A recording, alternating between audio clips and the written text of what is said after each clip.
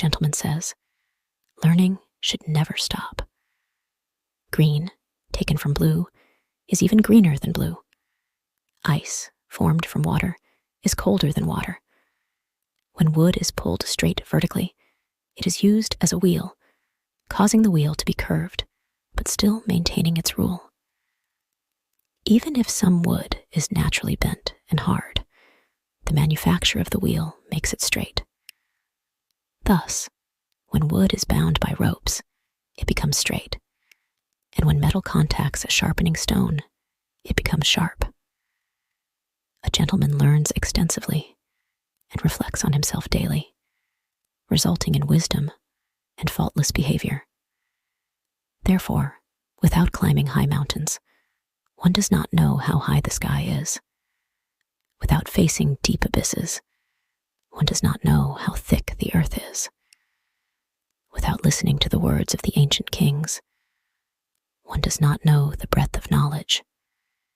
People of different races, such as Gan, Yue, Yi, and Mao, though born with the same language, have different cultural customs after growing up, which is due to education.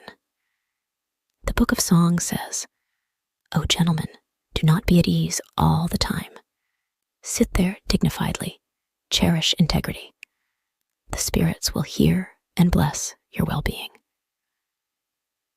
The greatest attribute of God's is their ability to guide people's hearts, and the longest-lasting blessing is to be free from disasters. I used to spend whole days contemplating, which is not as effective as fleeting learning. I used to kneel and look up, which is not as beneficial as climbing high to have a broad view. Climbing high and waving hands does not lengthen the arms, but allows one to see farther. Shouting with the wind does not speed up the voice, but makes it carry farther.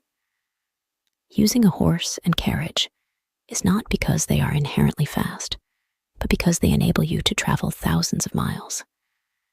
Using boats and oars is not because they excel at swimming, but because they can cross rivers.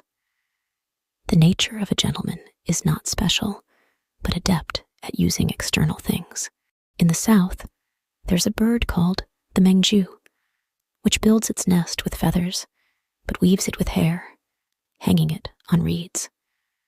When the wind comes, the reeds break, the bird eggs shatter, and the nestlings die.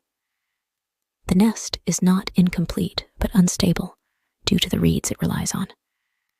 In the west, there's a tree called the shagan, with a trunk 4 inches long, growing on high mountains, overlooking a 100-foot abyss. The trunk does not grow very tall, but it is the nature of the ground it stands on. Dandelions grow in clusters, without relying on other things to stand upright. White sand mixed in black mud does not fade. The roots of orchids and locust trees are a type of grass, growing in damp places where gentlemen do not approach and commoners do not use. Their essence is not unbeautiful, but differs due to the environment they depend on. Therefore, a gentleman chooses his environment carefully when living, and seeks wise men when traveling, to avoid evil and approach righteousness. The birth of all things must have a starting point. The arrival of honor or disgrace inevitably reflects one's conduct. Meat rots and attracts worms. Fish dries up and turns into maggots. Laziness leads to forgetfulness of oneself, inviting calamities. The strong will bring about their own destruction, and the weak will bring about their own bondage. Evil on oneself will invite resentment.